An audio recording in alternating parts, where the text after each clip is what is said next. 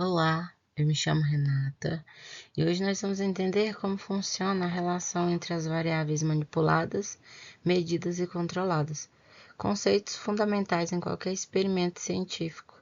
Saber diferenciar esses três tipos de variáveis é o primeiro passo para montar um experimento.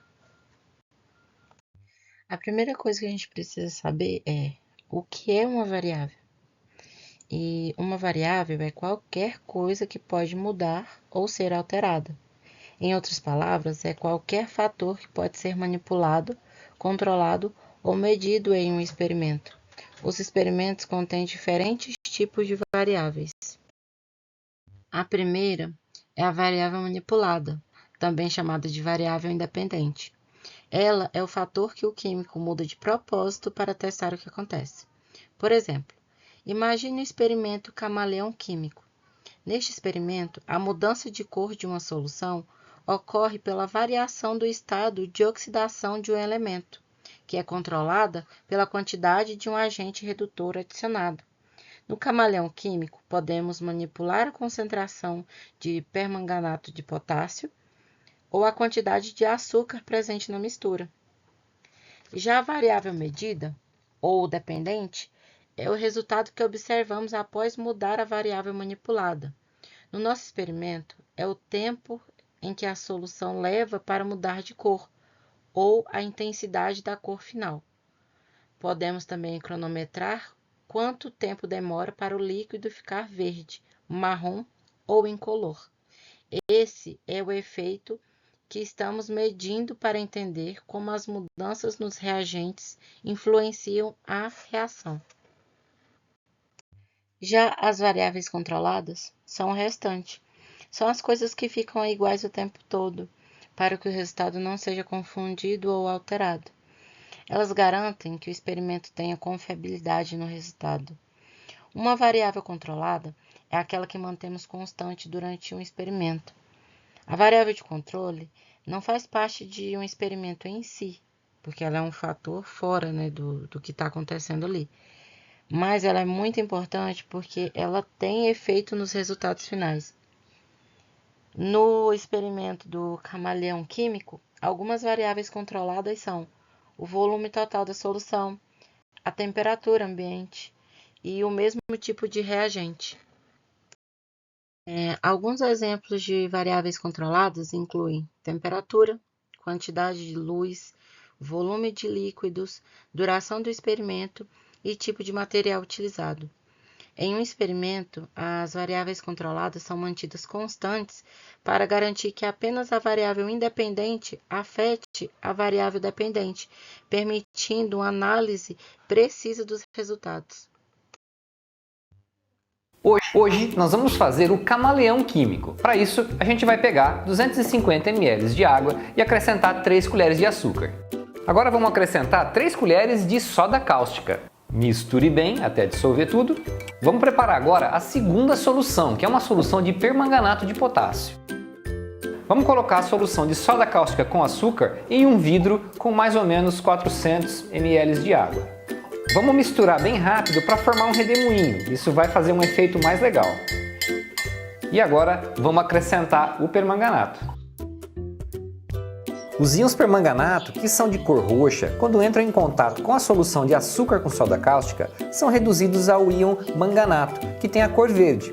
A reação continua e esses íons manganatos são reduzidos ainda mais para dióxido de manganês, que tem uma cor marrom, fica um pouco amarelada porque está mais diluído. Um excelente exemplo para entender as variáveis químicas foi esse experimento camaleão químico. Nesse experimento, misturamos permanganato de potássio com açúcar e hidróxido de sódio. A solução muda de cor várias vezes, de roxo para azul, verde, amarelo, no final ficando incolor, mostrando reações químicas sucessivas de oxidação e redução. Para mostrar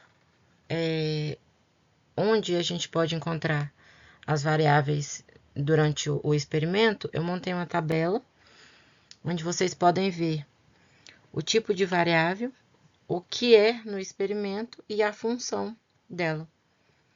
que a gente vê manipulado ou independente foi a quantidade de reagentes que a gente utilizou. O exemplo, mais ou menos glicose ou o permanganato. A função dele é o que o químico altera para observar o efeito. Já a variável medida, que é a dependente, é a mudança de cor e o tempo de reação. Esse é o resultado observado e medido. Já a variável controlada foi a temperatura, agitação, tipo de recipiente, concentração das soluções, com a função de serem mantidas iguais para garantir que só a variável manipulada cause a diferença. Agora, nós podemos ver como essas variáveis se relacionam entre si. Manipulamos a concentração de reagente, medimos o tempo em que a reação leva para mudar de cor e controlamos fatores como temperatura e volume. Essa relação mostra claramente a causa e o efeito, que é quanto maior a concentração, menor o tempo de reação, desde que todo o resto se mantenha igual. Aqui tem um pequeno fluxograma mostrando as etapas onde utilizamos as variáveis. Primeiro a gente utiliza uma variável manipulada, que ela afeta diretamente a variável medida, que é o que a gente vai conseguir visualizar durante o experimento.